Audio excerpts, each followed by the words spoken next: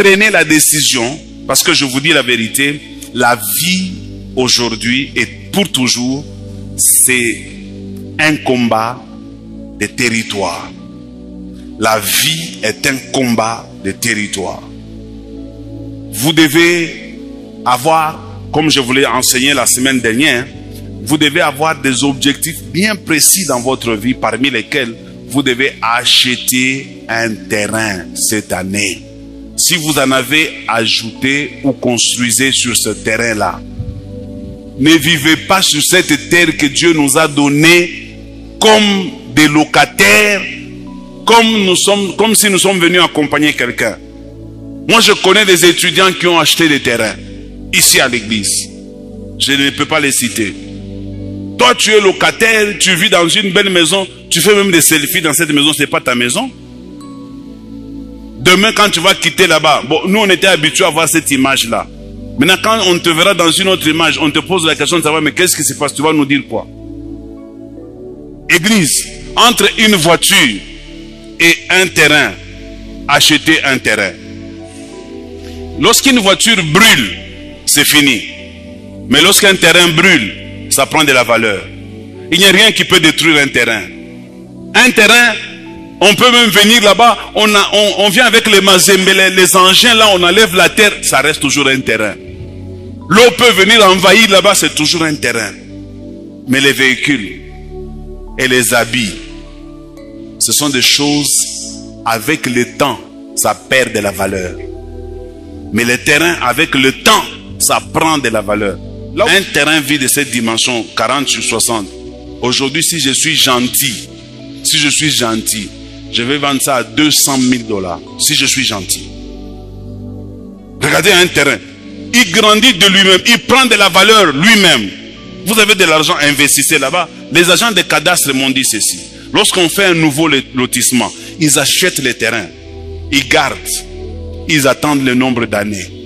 Un jour viendra. Les terrains qu'ils ont achetés à 500 $, ils les vendront à 10 000, 15 000, 30 000. C'est un investissement qui vous donne des bénéfices exagérés. En 2025, j'aimerais que dans cette église, prenez la décision. Dites, moi, je vais acheter un terrain. Si tes parents ne l'avaient pas fait, toi, tu peux le faire. Oui. Regardez Jacob. Jacob arrive, quand il arrive à Shechem, la première des choses qu'il fait, il achète un terrain de champ. On a lu ça avec vous. Il achète d'abord un terrain de champ. Et c'est à partir de ce moment-là que Jacob est devenu libre et un homme béni. Avant, Jacob était un homme de trouble, un homme de souffrance, un homme de malheur. Mais le jour que Jacob a appris à acheter le terrain, la souffrance de Jacob est terminée là-bas. À partir de ce passage-là, lisez Jacob. Vous voyez, on parle de Jacob, un homme riche, que Dieu est en train de bénir. Quelqu'un me donne un bon amen? Ne vendez pas votre terrain. Moi, je ne suis pas d'accord avec ces gens qui disent non, tu n'as pas de problème, tout au jisha. Qui vous a enseigné cet évangile-là? On n'achète pas pour vendre le jour où on a des problèmes. Je ne suis pas d'accord avec ça. S'enrichir, c'est une multiplication d'acquisition. Multipliez ce que vous avez, augmentez ce que vous avez, vous vous enrichissez. Si vous commencez à céder, à vendre ce que vous avez, vous vous approvissez. Quelqu'un me donne un bon amen? Celui qui a des oreilles, entendre ce que l'Esprit dit à l'église. Deuxièmement, en 2025, vous devez vous décider aussi sur le travail. Vous savez, en Afrique du Sud, en Amérique, en Europe, au Canada, les jeunes gens vont à l'école et travaillent en même temps.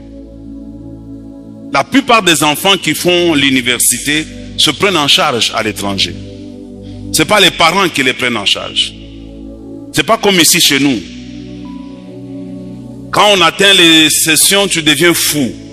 Travail. L'université, c'est un endroit où on te permet d'avoir un peu trop de liberté. L'université, c'est pas un endroit où on te coince, où on te met dans des conditions telles que tu ne peux pas faire d'autres choses. Il y a des travailleurs qui font l'université, il y a des mamans qui font l'université tout en s'occupant de leur ménage. C'est très important. Aujourd'hui, travailler, c'est devenu facile parce qu'on a facilité les choses. Je vous donne juste 2-3 éléments sur le deuxième point rapidement et je termine.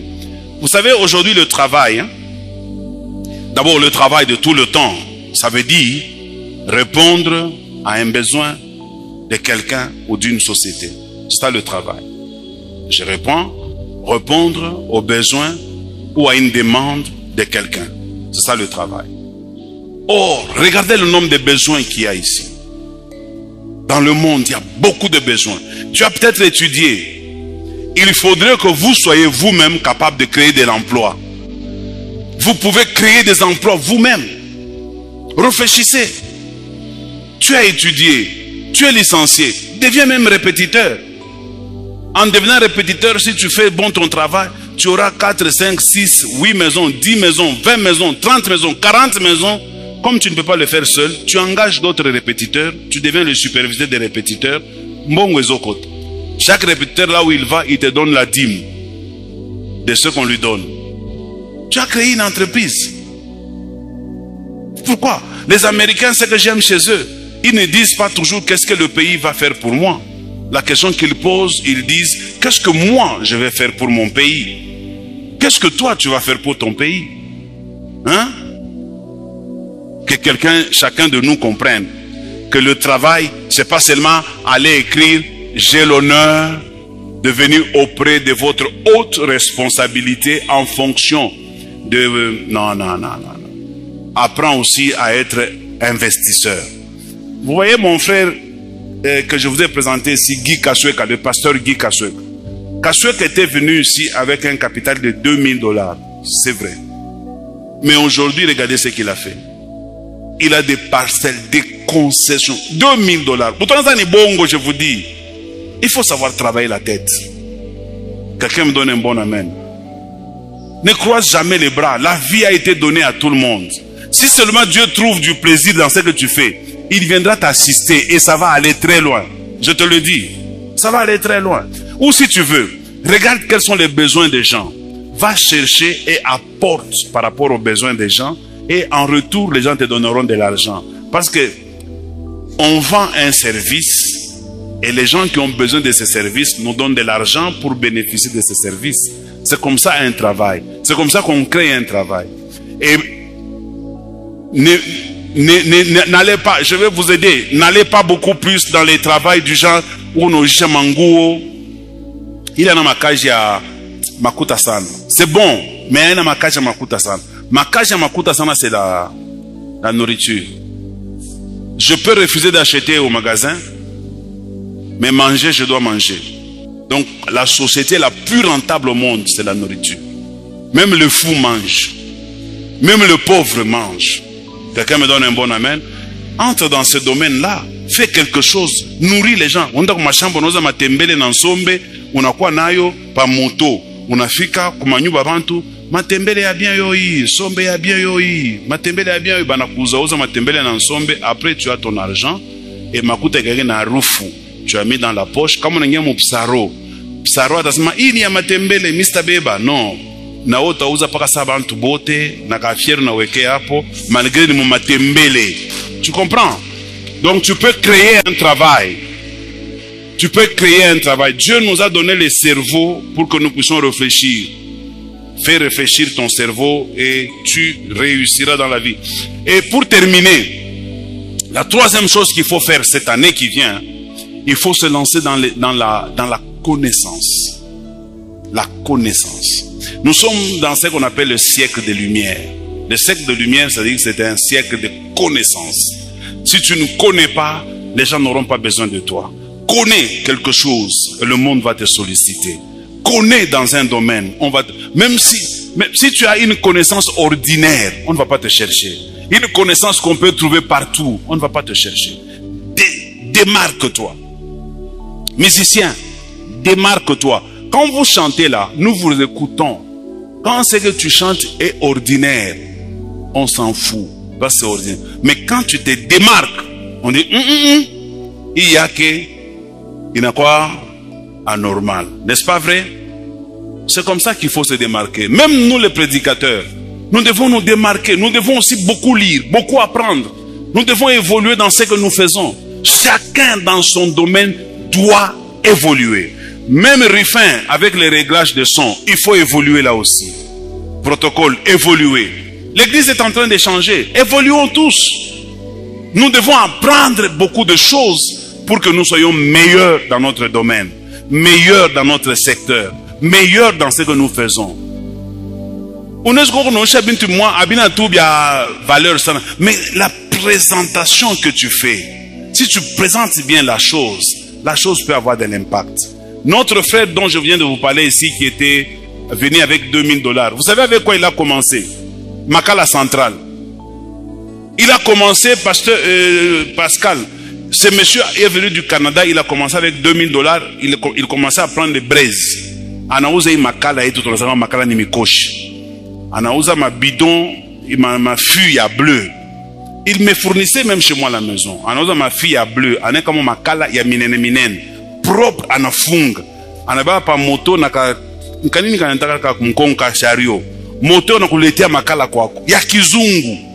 Aine makala tu paka vile nkambo alikuwa nayo na mama nayo komea paka na ile makala na uona komea paka nene makala. Et le gars s'est fait de l'argent. Il allait de maison en maison au golf. Lui-même en personne. Il allait de maison en maison au golf. Et il a eu des clientèles parce que les gens du golf, comme Boba Chokpenda Paka Mantumbo Chobanenepa, avant d'attendre notre aftakolo Makal, il y a un baleta Makala Carib. On est pas dans la société Makala Central. Avec un numéro d'appel. On a mouita à l'heure convenue, on a couletea, soit on a mouru pas sur place, soit on a moulak. Et de là, il est allé loin. Mais nous sommes avec vous ici. Vous me direz, ah, mais quand même, papa, hier, on a 2000. Non. L'argent n'a jamais été beaucoup. C'est l'intelligence. Même avec $100, tu peux commencer quelque chose. Avec $50, tu peux faire quelque chose. Quelqu'un me donne un bon amen? Et pour terminer, bien aimé dans les Seigneurs, l'année qui vient doit être une année exceptionnelle. Une année où chacun de nous doit réussir. Et je le déclare ainsi dans le nom de Jésus-Christ. Le Dieu du ciel qui nous a établis, le Dieu qui nous a mis dans cette église, veut que nous soyons puissants parce que lui-même, il est un Dieu puissant. Allez de l'avant et réussissez. Faites la fierté et la gloire de Dieu. Ne reculez jamais devant un obstacle. Vous, vous êtes différents.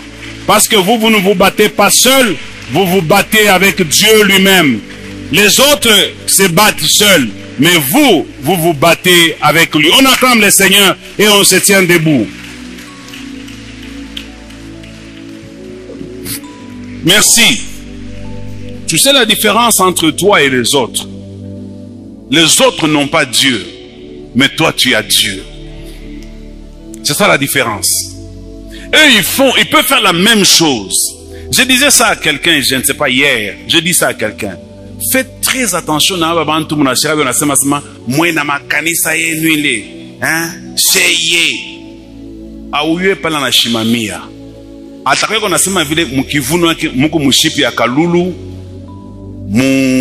munyumba yako na nchupa moya hivi hakuna mtu anayonaka kisha natoka nje mwena makanisa yenu na we hauna napalo na shimamia naona mfuatilisha keba. Si tunashimamia paka peko Yesu ule, njo pale paka tunabambia peko pale na tutawezea peko pale peko Yesu.